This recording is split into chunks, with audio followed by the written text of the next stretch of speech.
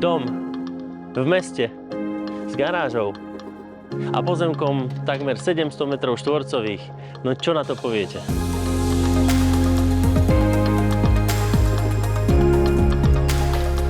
Udržiavaný rodinný dom v podrobných rekonštrukciách a výmene plastových okien by mohol v budúcnosti vyzerať aj takto.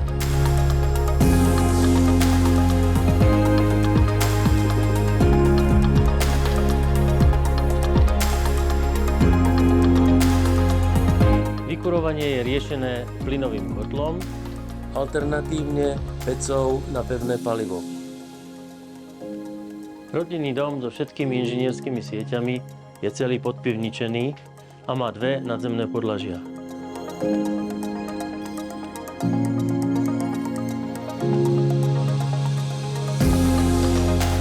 Ďalšou výhodou je možnosť rozdeliť dom až na 3 byty na každom poschodí a samostatným vstupom do suterénu cez nové schodisko zvonku.